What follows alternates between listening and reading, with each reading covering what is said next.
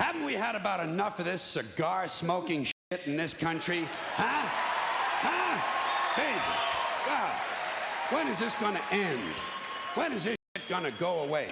Pussy businessmen sucking on a big brown dick. That's all it is. That's all it is. That's all it ever was. Yeah. A big brown dick. Sigmund Freud said, sometimes a cigar is just a cigar. Oh yeah? Well, sometimes it's a big brown dick. With an arrogant white-collar business criminal asshole sucking on the wet end of it.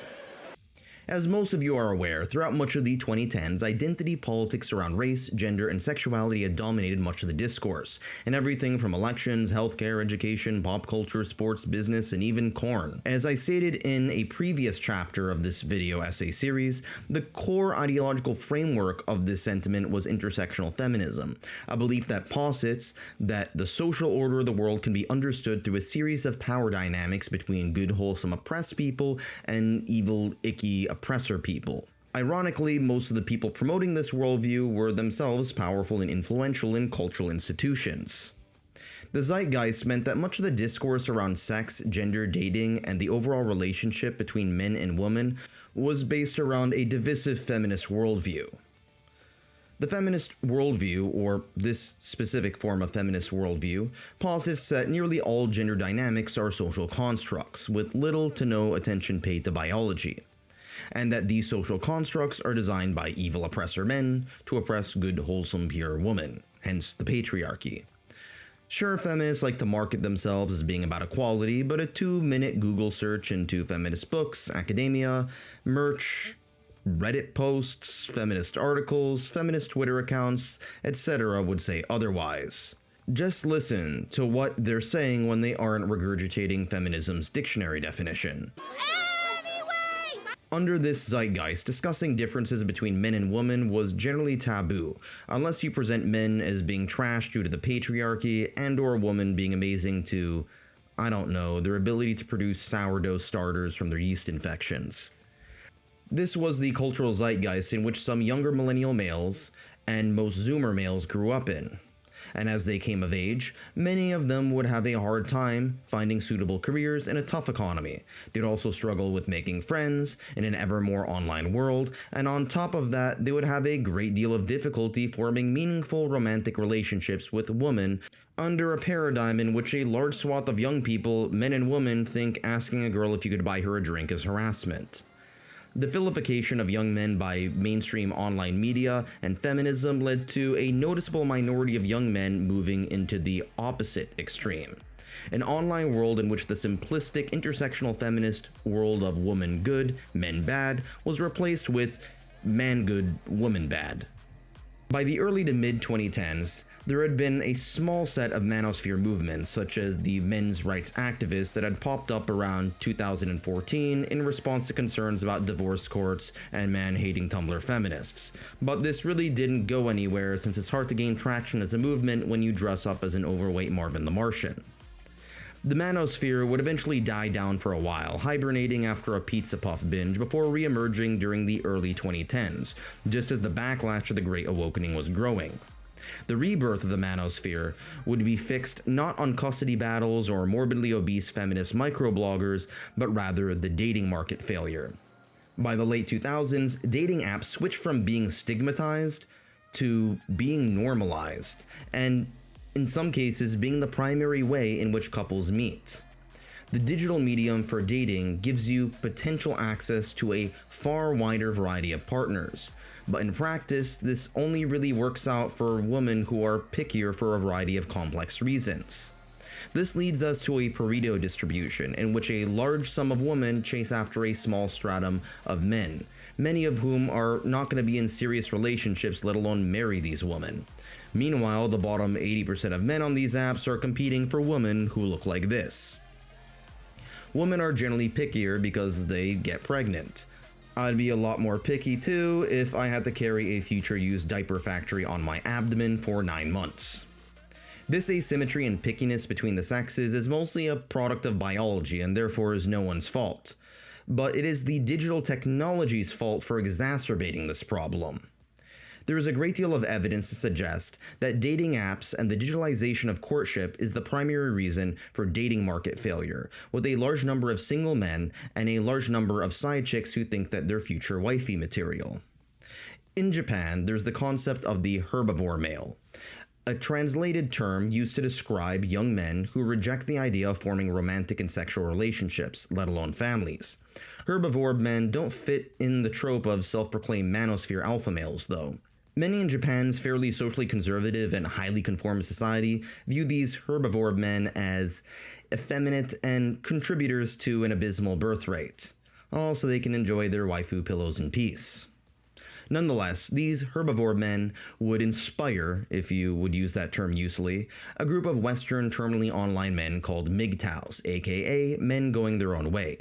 This small online movement was composed of extremely risk-averse online young men who didn't want to enter relationships with women due to fears of losing a divorce court, abuse, custody battles, alimony payments, and girlfriends nagging you about putting the toilet seat up.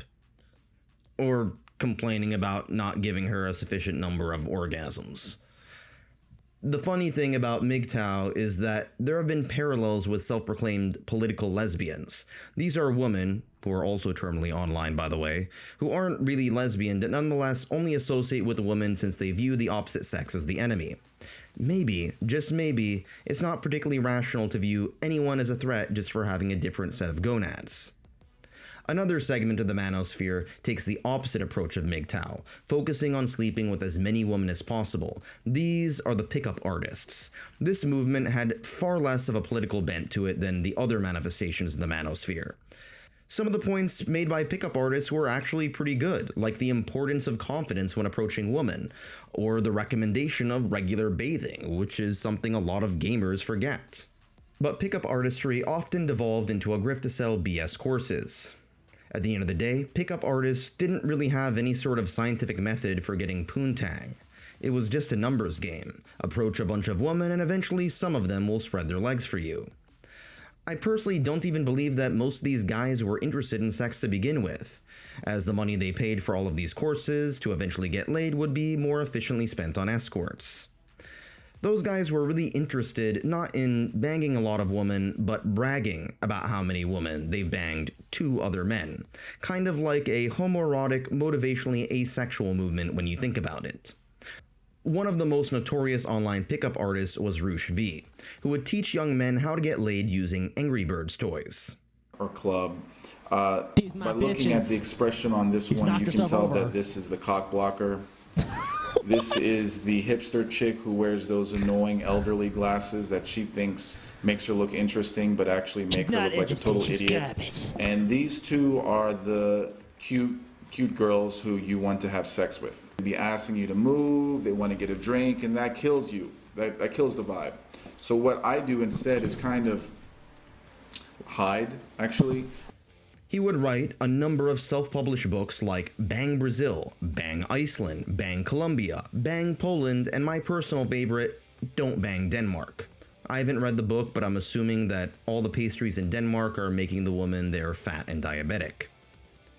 He also claimed that grapes should be legal on private property, along with the admission of, let's just call it, male feminist behavior. However, as the pickup artist movement fizzled out, Roosh V would have a literal come-to-Jesus movement. Today, he preaches the tenets of Orthodox Armenian Christianity, including sexual purity. He has endlessly condemned his past promotion of what he calls the evils of promiscuity, but to my knowledge has not condemned his statements on SA. Manosphere figures promoting hedonism and then switching to promoting Puritanism will be an ongoing trend. The most hated faction of the Manosphere were the Incels, also known as involuntary celibates. These were young men who wanted to have sex, relationships, and companionship, but didn't. Now, Incels don't necessarily mean any male who struggles with loneliness or sexual frustration. Most men who fall into this category have no relation to the actual ideology and by and large just want to live their lives normally. But the capital I Incels have their own weird worldview. A worldview in which attractive women called Stacys only date a group of highly attractive yet stupid group of men called Chads. For some reason, the Chad archetype looks like Duke Nukem from the video game Duke Nukem Planet of the Babes. which I guess is fitting. Incels would respond to this injustice that all the hot girls have been stolen from them by an obscure video game character from the 90s and 2000s through the power of complaining on 4chan and Reddit. Much of the incel rhetoric revolves around blaming their lack of success with women on their supposedly terrible physical appearance. Apparently, only people who look like crude drawings of Johnny Bravo get laid. On top of that, the most infamous incel of all, the Isla Vista shooter Elliot Rodger, was actually pretty attractive. Although he wasn't well endowed, so I guess his insecurity wasn't totally unwarranted. Now, I'm not saying that looks don't matter, because they do. You are more likely to have a selection of partners when you look like a sculpture in a Florentine museum than you would looking like a World of Warcraft player. But women, by and large, place more importance on status, success, and confidence. I mean, Biggie Smalls got tons of poontang despite being built like a potato sack filled with dog kibble. By the way, the song Big Booty Hoes is the greatest feminist anthem ever. Speaking of status and success, this is where the red pill comes in. The term red pill is a reference to the movie The Matrix, in which the world the main character Neo lives in is a simulation made by machines who use human bodies to power themselves. While the thermodynamics of this idea are questionable, the concept of the movie itself is brilliant from a storytelling perspective. It's clearly inspired by Plato's allegory of the cave, in which the world we live in is just some lame Temu version of a perfect platonic dimension of existence. The red pill in the film represents acknowledging the harsh truth, while the blue pill is the option of living happy, yet delusional and oblivious to the true realities of the world. A tough pick between truth and well-being. The Manosphere red pill movement would apply this analogy to gender relations, even though the directors of the Matrix movies are trans women who, needless to say, are not fans of the Manosphere. Under the Manosphere's interpretation of the red pill, the world is a cruel place for men dominated by vaginal overlords determined to turn you into a beta/simp/cuck/other internet buzzword. The only way to escape this conundrum is to become an alpha male, fixated on becoming rich, high in status, and a real-world replica of a Grand Theft Auto character. The use of the word red pill in this context is similar to the way that evangelical Christians use the term born again, or how woke people use the term woke before it became a pejorative. All of these terms reference a transformational change the ideologue makes when they adopt that said ideology, which according to the new convert explains the totality of how the world works. In my personal experience, people who think that they've got the entire world figured out are usually the people who are the most ignorant. Before I get into an avalanche of cringe, I do want to go over some of the points that the red pill movement gets right, at least in a reductive sense. First off, unlike most feminists, the red pill acknowledges that there are innate differences between men and women that are in a large degree based upon biology and not simply relegated to our physical structure.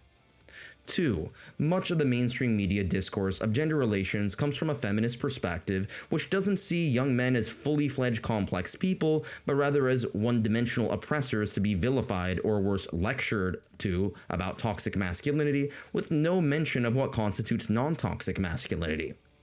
This sort of lecture is usually done by some sort of overweight harpy who thinks showing off her fat folds makes her the 21st century Rosa Parks. The third valid point the red pill makes is that women tend to have their status in the dating market heavily weighted by beauty and youth, while men tend to be judged more by their success. The fourth and final point is that there are some asymmetries when it comes to the intersection of age and gender. Because women are most fertile when they're young adults, they are desirable during that age, namely their 20s. Men, on the other hand, are oftentimes judged by women based upon their ability to provide, and that ability generally improves as you get older. That is, given the assumption that you spend your 20s and early 30s working on self-improvement and not playing Guild Wars while inhaling Oreos. Now that I've gone over the valid points the red pill makes, now let's move on to my favorite part, the BS. And this movement has produced more BS than the Calgary Stampede Rodeo. Let's go back to the first point. Humans are biologically gender dimorphic, meaning that there are considerable sex differences between men and women, both physically and mentally. Human males and females are more divergent than the males and females of gibbons, yet less divergent than those of gorillas.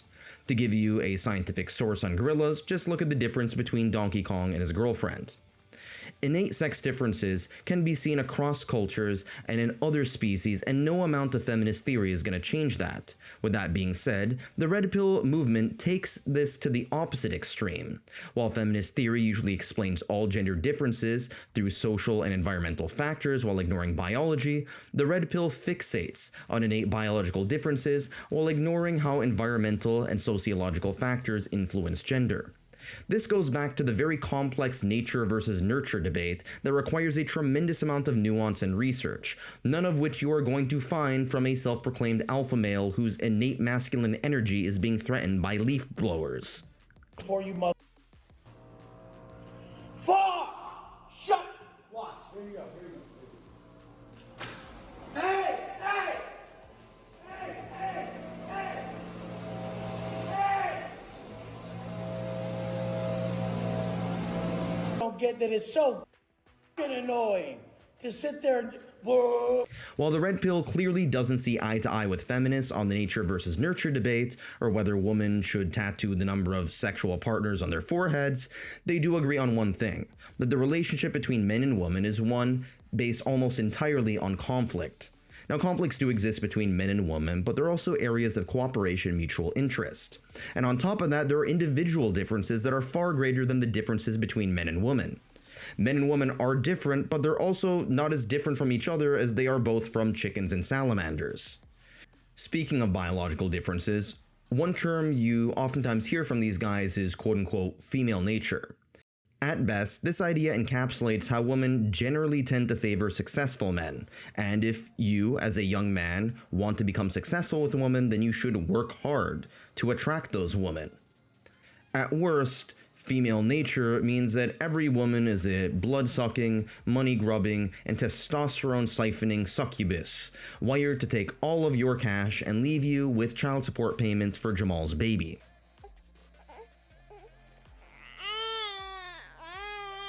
This so-called female nature is what the term implies, a set of traits that are innate. Well, then why are you judging them? If women gravitate to celebrities and business executives more than they gravitate towards people who spend most of their waking hours on Discord because biology propels them to seek men of high status and success, then you as a man sound whiny and pathetic, complaining about women having their preferences. In fact, you sound just as pathetic as feminists sound when they bitch and whine about men preferring fit women over women who get most of their protein from Popeye's chicken. Despite despising women, many of these red pill alpha males love getting validation from women, namely through sex, to the point where they don't really seem particularly interested in the pleasure and intimacy of intercourse itself, but by the validation they get from women, which supposedly proves that they're alpha males. Real alpha males usually don't need to tell you that they're alpha males. Now that we got all the boring theory out of the way, let's go on to my favorite part, the history. Around 2022, just a year after the anti-woke backlash was gaining momentum, the Red Pill would grow rapidly online, mainly through the use of long-form content like podcasts and live streams, as well as shorts on TikTok.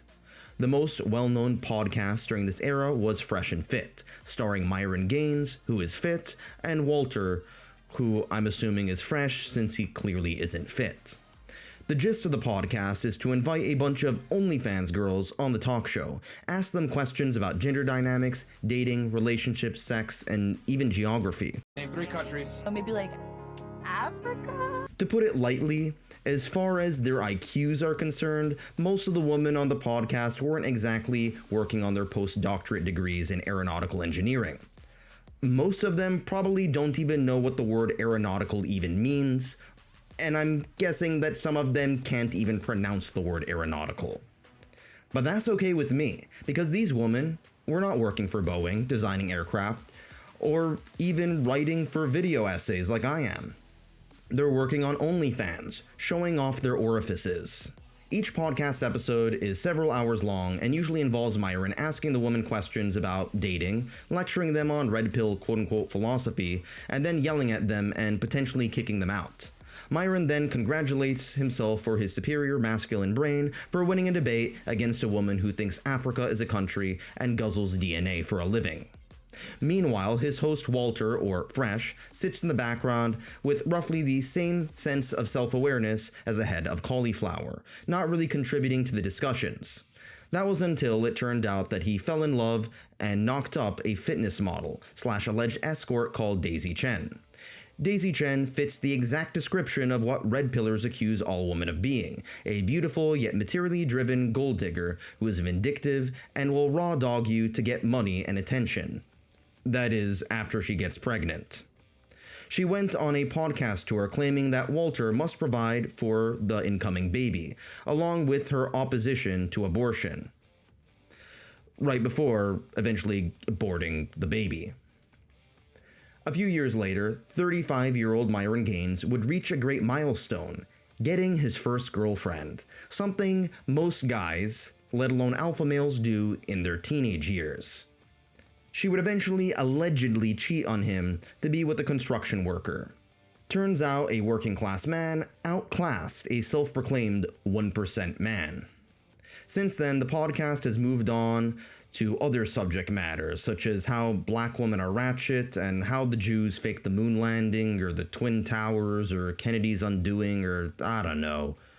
You might be wondering why these OF girls even attended these podcasts, and the answer is that while they were oftentimes made a mockery of, some portion of the podcast fan base would eventually pay for their toe picks.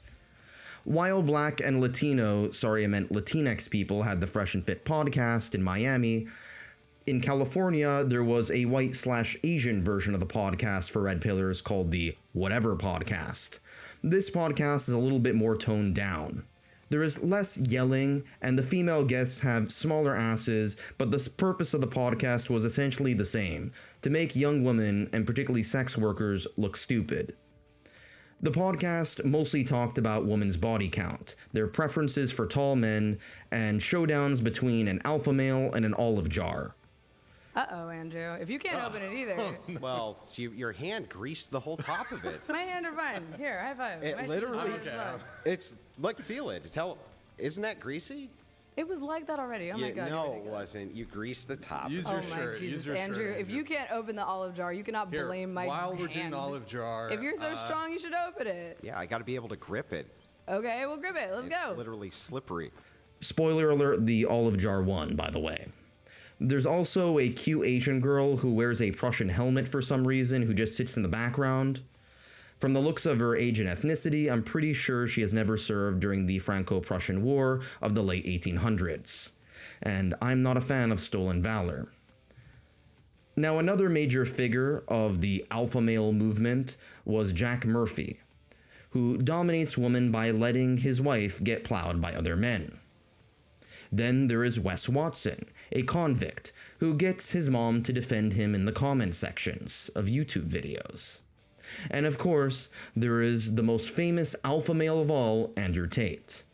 Now, what can I say about Andrew Tate that hasn't already been said? A former chess player, boxer, Bugatti collector, and alleged human trafficker. The court hearings are still an ongoing process. During the criminal investigations, Andrew Tate made a pivot. He started his Manosphere career by promoting banging as many women as possible. However, he would do a 180, switching from hedonism to puritanism. He would denounce promiscuity and degeneracy by converting to Islam. This allowed him to preach piety and virtue while still crapping on women. Tate dealing with an underage cupcake is not that much of a problem when you follow a faith followed by someone who married a 6-year-old. Some of Tate's acolytes became famous on their own right, such as the scholar Aiden Ross. A far-right authorization on ultra-analytic, oh my God, ultra-analyst political ideology movement characterized by dictator leadership, centralized autocracy, militarism, forcible suppression of opposition. So I don't know what that means, bro. I swear to God. I don't know what the fuck a fascism is. As well as Sneeko.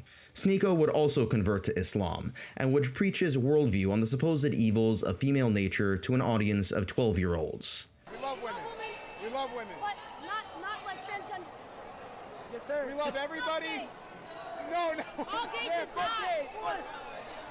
Yeah, merch, preach.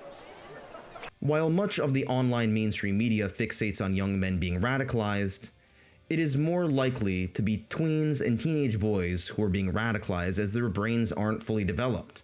Having an audience of tweens is fine if you're a Nickelodeon star, but raises a red flag when you vaunt yourself as an intellectual thought leader. Finish it up. There was even a female red pill figure by the name of Hannah Pearl Davis, aka Just Pearly Things, who would explode on TikTok and YouTube Shorts, playing the role of the inverted male feminist. In other words, hating your own gender in order to pander to members of the opposite sex who hate you anyway. Or more accurately, in order to get a bunch of money through ad revenue. Many in the mainstream media and progressive media tried to counter the Manosphere's influence. Openly bashing young men for nearly a decade did not work, so they resorted to a new method: concern trolling. This involved preaching condescending feminist talking points about how we must save men from their own toxic masculinity, and how the patriarchy hurts men too, while simultaneously privileging them. The whole message can be summarized as, "You young men suck, now do what we say." Remember that much of the progressive worldview that these writers were writing about can be summarized by oppressor group equal bad, oppressed group equal good, men equal oppressor group, ergo men equal bad. With this ideological framework, it becomes impossible to have any genuine concern, let alone solutions for young men's problems. So, some teenage boys and young men continue to look for alternative voices. Those alternative voices being guys who like to eat raw bull testicles and talk about how many yachts they own out of a yacht that they rented to film the video in. However, there was another alternative: traditional conservatives, also known as tradcons. Many men and women were getting tired of the conflict-based gender wars, and were looking to the past for a time when gender relations seemed more functional. The traditional Christian worldview, like the Red Pill, acknowledges innate gender differences, but unlike the Red Pill, views relations between men and women as two different components of a complementary whole. In this worldview, a man's purpose is to be the provider and protector of his wife and children under the grace of God. Praise Jesus. After all, Pope Leo is a bigger alpha male than any of these red pillars, given that he is one of the most powerful men on earth. Yet he has presumably banged 0 women. I'm pretty sure he doesn't sell holy water nutraceuticals or protein communion wafers on his website either. However, the tradcons and tradwives were criticized for having a rigid view of gender norms, ignoring the economic realities of today, which usually involve 2 parents working to provide for their family, and painting a rose-tinted view of the 1950s. The 1950s were a brief period in which Western families only needed 1 parent working, while the woman benefited from technology like dishwashers and refrigeration. Something tells me that the wives or trad wives of the 1850s as opposed to the 1950s were living lives that were less glamorous, given that much of their time was spent washing clothes with wood ash and urine. And the lives of men weren't that great either throughout much of history. The patriarchy, whether you see it as a force for good, evil, or both, as I do, didn't make the working lives of men any more fun when they were in the coal mines. Eventually, the gold rush phase of the Red Pill passed around 2023, as a growing backlash from a variety of angles hit the movement. One of the most prominent critics were Aben Preach, who garnered tons of views exposing the stupidity of people across the spectrum when it came to dating and relationships. My personal favorite moment was when they exposed Fresh and Fish's so-called yacht party, in which a decommissioned ferry was rented out for their fans and the 304s that they wanted to sleep with. The woman would hop on board, take the bottles of Jägermeister, and leave to be with the alpha males they actually wanted to spend time with. This resulted in a ferry alpha male party having more sausage than Munich's Oktoberfest. There were more benign and healthy versions of masculine-centered content. The ancient philosophy of Stoicism made a comeback with the likes of Ryan Holiday, promoting metacognition and a rational approach to controlling negative emotions. The late bodybuilder, internet icon Z's, had become a hero among many young men for his focus on aesthetics. He would eventually become immortalized through the Reject Modernity, Embrace Masculinity songs and memes. On a more serious note, scholars with significant online presences such as Richard Reeves and Scott Galloway started to discuss young men's issues in a way that was not about bashing women, but also wasn't about treating young men as though they were dysfunctional women. In other words, the Manosphere was not a cause of the problem, but a symptom masquerading as a cure. And no amount of ultimate sea moss gummies with bladderwrack and burdock root sold for $85 is gonna change that. If you look at the data, contrary to what most of the online publications will tell you, it's actually young women who have been radicalized, specifically young women with university degrees. While young men have shifted slightly to the right, young women have shifted drastically to the left. However, this is not spoken as radicalization in part because many of these women writing the articles about radicalization actually agree with these sort of views. It turns out that all of those 2016 videos with titles like SJW college girl with 16 septum piercings destroyed by facts and logic and reason and rationality were over the top but not off the mark. The only exception is South Korea, where a large portion of young men have shifted to the far right. South Korea is a traditional Confucian culture with historically rigid gender roles, but this has rapidly changed as the country has modernized and digitized under the span of an impressive few decades. Now the country is facing what may be the worst demographic crisis ever. A demographic crisis of rapid aging and very low birth rates. I'm assuming that the reason for this is that the pace of social and economic change in South Korea has happened so fast, at a far faster rate than has happened in Western countries which developed beforehand. And as a result of this, it oftentimes takes culture a while to keep up with some of the economic and technological changes. One of those said technological changes was the rise of online echo chambers. To make matters worse, youth culture in the nation has had an intense online gender war between Korean men and women, which not only leads to less social cohesion, but also is one of the factors that leads to less men and women pair bonding, forming families, which in turn exacerbates a demographic crisis that can at this point only be solved via immigration and/or automation. We will probably see the rise of femcells, who are older women who are past the child-rearing age and are bitter about it, as seen with former subreddits like female dating strategies. Let's use this as a cautionary tale and think of a better framework for gender relations, which acknowledges biological differences and social constructs, which acknowledges conflict and cooperation, group differences and individual differences, as well as our collective society. We don't need to go back to the 1950s when a man worked hard to bring home the bacon and his wife cooked the bacon and then the husband went to work the next day so his trad wife could ride the milkman when he's gone.